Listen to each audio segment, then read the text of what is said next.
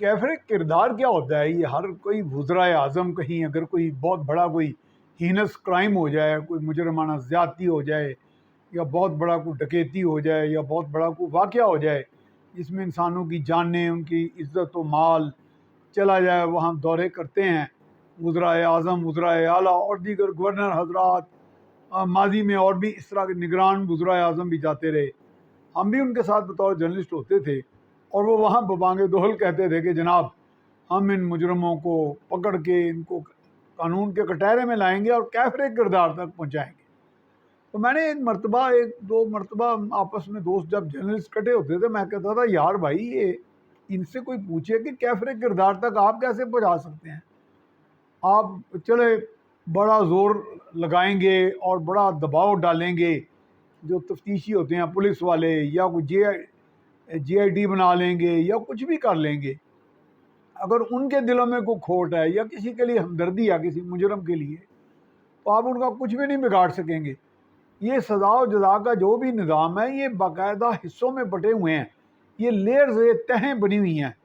اوپر حکومت وقت کا اپنا ایک مشن ہوتا ہے، حالانکہ اس کے پاس اختیار ہوتا ہے سزا دینے کا نیچے اپنے ایسے عملے کو جو بے ڈھنگی چال چل رہا ہے، جو قانون کی دھجیاں بکھیر رہا ہے، جو کرپشن کر رہا ہے، جو ملک میں بدامنی کو فروغ دے رہا ہے، یعنی ان مجرموں کی پشت پناہی کر کے، دانستہ یا نہ دانستہ، بائی ڈیزائن اور بائی ڈیفالٹ.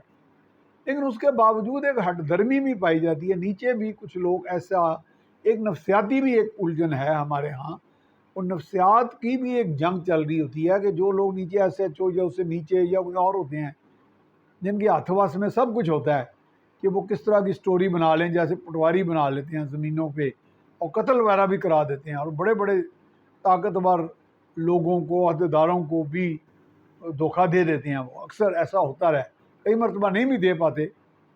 جیسے میں تو ایک بڑا چھوٹا سا آدمی ہوں، میرے ساتھ آج تک کسی پٹواری نے دھوکہ نہیں کیا. حالانکہ میں نے ذمہ دارہ کیا ہے 25-30 سال، اور گھر میں عزت کے ساتھ ایک صاحب آفیسر ہونے کے ناطے پٹواری حضرات جس طرح کا ہم ان سے جو چیز چاہتے تھے، کاغذ وغیرہ بغیر کوئی رشوت لیے ایک آنے کی، وہ دے جاتے تھے اور بر وقت. تو میرا ذاتی ایکسپیرینس تو اچھا ہے اس میں. لیکن عمومی طور پہ چونکہ ہم عوام کے غیر منتخب نمائندے ہیں، میڈیا کے لوگ، ہم عوام میں گھلتے ملتے ہیں، جاتے ہیں، بیٹھتے ہیں، دیکھتے ہیں، ان کے حالات دیکھتے ہیں. تو ان پہ ایک عام پٹواری کا ایک منشی ہوتا ہے، مختار خاص کہہ لیں، کار خاص اسے کہتے ہیں.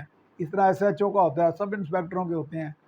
اور کار خاص سے مطلب یعنی کہ جو خاص کام کرنے والا، جس میں خاص کام میں رشوت بھی شاید شامل ہے، کوئی ویلڈنگ ڈیلنگ کرانا بھی شامل ہے، کسی سے کوئی صلح صفائی کرانا، کسی سے گٹھ جوڑ کرانا، کسی کے برخلاف ہو جانا، کسی کے حق میں ہو جانا. یہ کار خاص ہوتے ہیں، پٹواریوں کے بھی ہوتے ہیں، ایس ایچ او حضرات کے بھی ہوتے ہیں.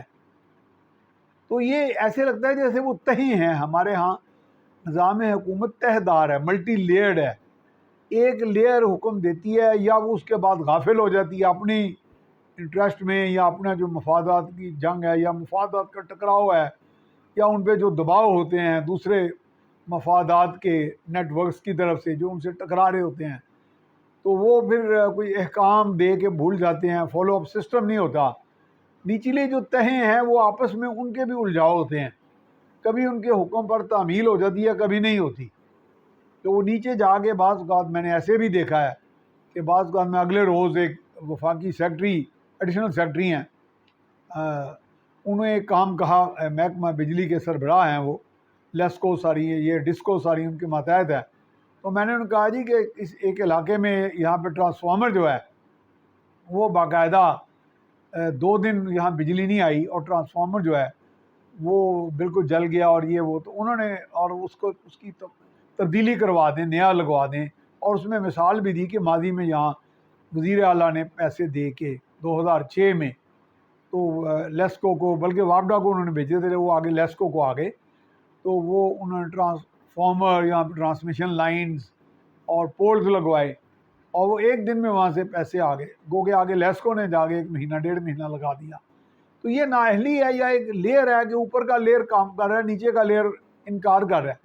وہ جب بڑا دباؤ ڈالا گیا تو نچلے لیئر نے، وہ ایس ڈی او حضرات، نیچے لائن سپرنٹ حضرات نے، وہ بالآخر جسے کہتے ہیں نا کوئی کوئی جب بادل نہ خواستہ، یعنی کہ دل برداشتہ ہو گیا کہ یار اب تو کوئی چارہ نہیں، تو اب اتنا وقت بھی گزر گیا، اتنا دباؤ کتنا برداشت کریں، تو انہوں نے وہ پولز بھی لگا دیے بغیر رشوت لیے. پھر بعد میں پہلے تو ان کا کوئی ارادہ ہوگا کہ اس میں بھی کچھ کما لیں.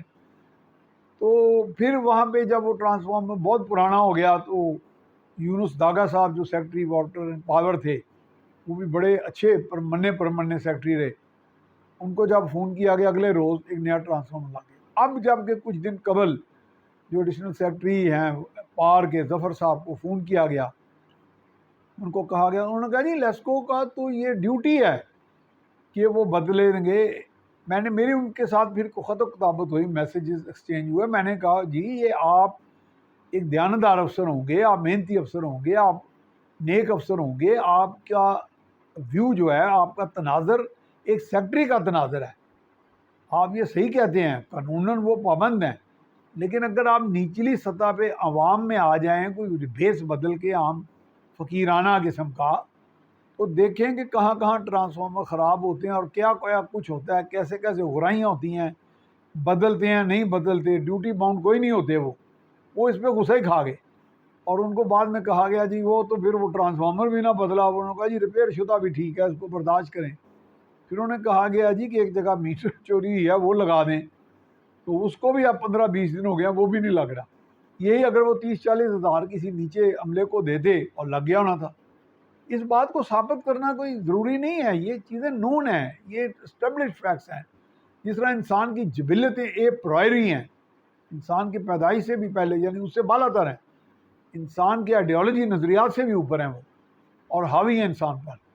نظریات ہم کو تھوڑا سا سافٹ ٹیون کر لیتے ہیں، انسان کو ایک درندگی سے روکتے ہیں، بس یہ آپ کہہ سکتے ہیں. تو یہاں پہ آوے کعبہ بگڑا ہوا ہے. اب جب آپ کسی ایس ایچ او کو خرابی کر رہا ہے، اوپر جاتے ہیں D S P S P, وہ تھوڑا سا تعاون کرتے ہیں، جو اور اوپر جاتے ہیں تو وہ پھر وہ تعاون تو کرتے ہیں، نیچے بعض کا عمل درامہ ہوتا ہے، بعض کا نہیں ہوتا.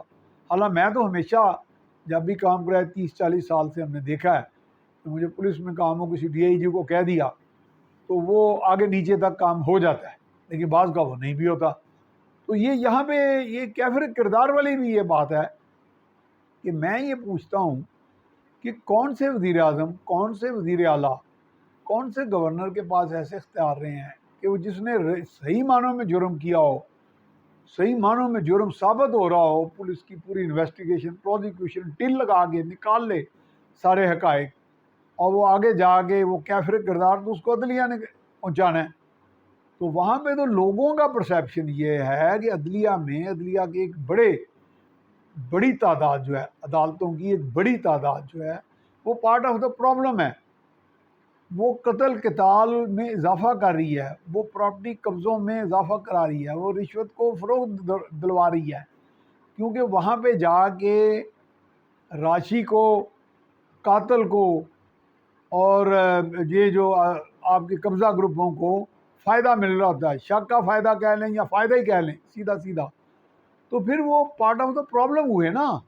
اس کا یہ تو نہیں مطلب کہ جوڈیشری کا انسٹیٹیوشن ختم کر دیا جائے. اس کا مطلب ہے اس پہ قوم فوکس کرے، قوم کے نمائندے فوکس کریں، اس کی شکایت نہ کریں، اس کی بحث نہ کریں. اس پہ اب چیف جسٹس صاحب قاضی فائز صاحب ماشاءاللہ بڑے اچھے ایکٹیو انداز میں بہت سی چیزوں کو، اور ان کے جو ساتھی بردر ججز ہیں بڑے اچھے انداز میں بہت سی چیزوں کو غیر روایتی انداز میں فاسٹ ٹریک پر نمٹا رہے ہیں، سارے قانونی اور آئینی معاملات.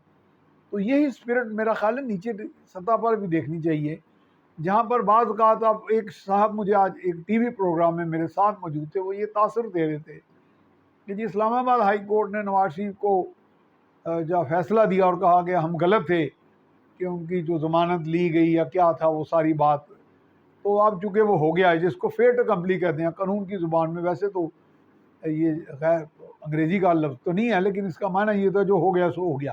لیکن قانون میں یہ بڑا سکہ رائج الوقت ہے، یعنی بہت رائج ہے. جیسے قانون میں ڈی فیکٹو ڈی جیور ہے کہ اسرائیل کے بارے میں کہا جاتا ہے کہ جی وہ ایلیگل اسٹیٹ ہے، لوگ کہتے ہیں، لیکن ڈی فیکٹو تو وہ اسٹیٹ ہے، اس کے پاس اختیار ہے، ٹیریٹری ہے، فوج ہے، اور بے پناہ طاقت ہے، بین الاقوامی طاقتوں کی سپورٹ ہے.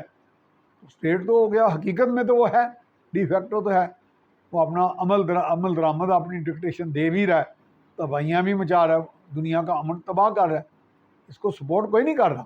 اس یعنی کہنے کا مطلب کہ دنیا کے انسان، دنیا میں بسنے والی قومیں، ان کی وہاں کے حکمران کو نکال لیں، وہاں کے بڑے عہدے داروں کو نکال لیں، وہاں کی عسکری قوتوں کو نکالیں، وہاں کی سامراجی عہدے داروں کو، صدور کو نکال لیں، مغرب کے جو خاص طور سے ممالک ہیں، لیکن وہاں کی عوام تو نہیں سپورٹ کرتی۔ کیا انسانی شعور یا انسان کی انسانیت جو ہے ان چیزوں کو سپورٹ کرتی ہے؟ تو یہ باتیں جو ہیں میں سمجھتا ہوں کہ بڑی اہم ہیں۔ ہم بحث تو کرتے رہتے ہیں کون مقبول ہے، کون محبوب ہے، وہ بڑا شیر ہے، جیل بڑے اچھی بہادری سے کاٹ رہا ہے۔ یقین کریں وہ خدا کا نام ہے، یہ عاشقان عمران، عاشقان نواز، عاشقان شہباز، خدا کا نام ہے، ایک دن بیس بدل کے عام آدمی کی جیل کاٹ کے دیکھیں، وہ شوربے والی بدبودار دال کھا کے پی کے دیکھیں، وہ سڑی روٹیاں کھا کے دیکھیں، وہ دوزانوں سپرنٹ جیل کے سامنے بیٹھ کے دیکھیں، اس کے ساتھ آنکھ نہ ملا کے، تو وہ ایک جیسے کوئی خدائی طاقت آ رہی ہوتی ہے جیل میں، اور ایک چیف چکر ہوتا ہے اس کے آگے تو ذلیل ہو کے دیکھیں، چھتر کھا کے دیکھیں، پھر آپ کو پتہ چلے کہ یہ عمران خان، شہباز شریف، نواز شریف یا بڑے بڑے لیڈر جب جیلوں میں جاتے ہیں تو یہ بڑا انجوائے کرتے ہیں وہاں۔ جیل ہوتی ہے، میں مانتا ہوں، جیل میں نے بھی کاٹی ہے، اٹک بھی کاٹی ہے، پنڈی بھی کاٹی ہے، کوارٹر گارڈ بھی دیکھا ہوا ہے، سب کچھ دیکھا ہوا ہے، اور میں نے نہ کوئی فوجی بغاوت کی تھی، نہ کوئی ایسا مسئلہ تھا، بس ایک ضد بازی اور ضد طاقتور کی چلتی ہے ہمیشہ۔ اور اب یہ ہے کہ یہ ماضی کا قصہ ہے ضیاء الحق کے دور کا۔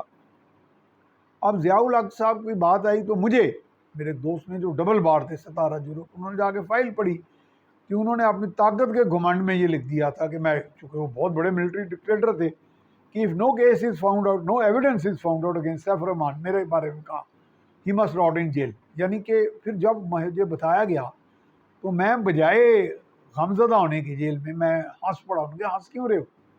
یہ صدمے سے ہنس رہے ہو؟ پاگل پن کی ہنسی ہے؟ میں نے کہا نہیں، کیونکہ میں نے کہا کہ مجھے اب تو اندازہ ہوا ہے کہ اللہ تعالیٰ کی بہت بڑی طاقت ہے کہ ایک آدمی اپنی طاقت کے بے پناہ، انبریڈلڈ، ان چیلنج طاقت کے گھمنڈ میں کہہ رہا ہے کہ اگر اس کے خلاف ثبوت نہیں ہے، کوئی شواہد نہیں ہے، پھر بھی اس کو جیل میں گل سڑ جانا، مر جانا چاہیے۔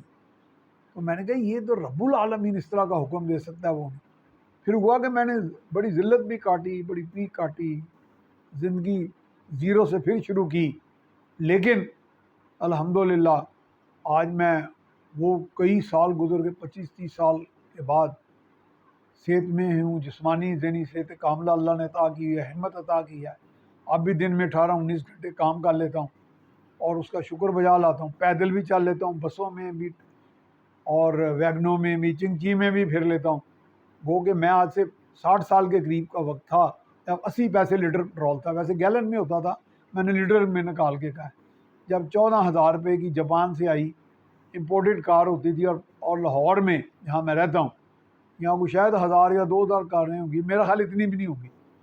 اور جب پاکستان کے یہ ٹاپ انٹر کانٹیننٹل جو بیلسٹک میزائل قسم کے سپر سونک صحافی اور تجزیہ کار، اینالسٹ اور بڑے بڑے نامور لوگ جو ہیں، ان کے پاس شاید سائیکلیں بھی نہیں تھیں، لیکن الحمدللہ میں اب بورڈ کار میں پھرتا ہوں۔ جب سے افغانوں نے میری کار چوری کر کے افغانستان لے گئے ہیں اور لاہور نمبر سے چلا رہے ہیں، اور اس طرح کی کئی چلا رہے ہیں، تو تب سے میں صبر کے ساتھ ہر طرح گزارا کر رہا ہوں۔ لیکن وہ شخص جو رب العالمین کے قریب اس کا اتار بننے کی کوشش کرتا تھا، وہ کس طرح گیا دنیا سے، اللہ حفیظ علامہ۔ اب آج قاضی فائز عیسیٰ صاحب نے ایک ریمارک دیا کہ میں ضیاء الحق کو صدر نہیں مانتا۔ اس پہ مجھے سوال کیا گیا ایک ٹی وی پروگرام میں، تو میں نے کہا یہ علامتی طور پر ایک پیغام دیا گیا ہے، یعنی صدر تو وہ تھے، یعنی کسی ناجائز حیثیت میں صحیح، غیر آئینی صدر صحیح، اور اگر وہ صدر نہیں مانتے تھے چلیں آئین کے روح سے، ان کی اپنے بیانات کی روح سے اس بات کو پرکھ لیں۔ وہ تو کہتے تھے کاغذ، آئین تو کاغذ کا ٹکڑا ہے، تو پھر وہ کیسے صدر؟ یعنی ویسے تو انہوں نے صدر کے طور پہ بہت طاقت انجوائے کی۔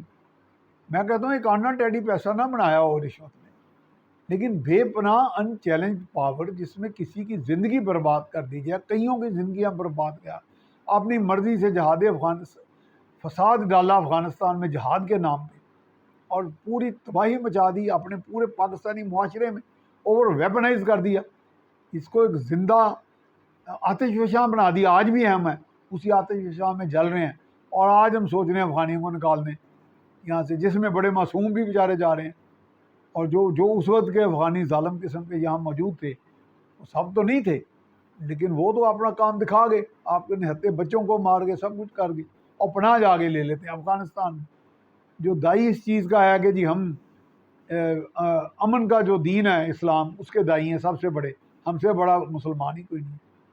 کیا اسلام تو نام ہے سلامتی کا، امن کا، اور امن کمزوروں کی ہلاکتوں سے آتا ہے، امن نہتوں کی غیر محتاط آرام کرتے ہوئے، پڑھتے ہوئے، نماز پڑھتے ہوئے لوگ، جنازے اٹینڈ کرتے لوگوں کے قتل قتال سے آتا ہے۔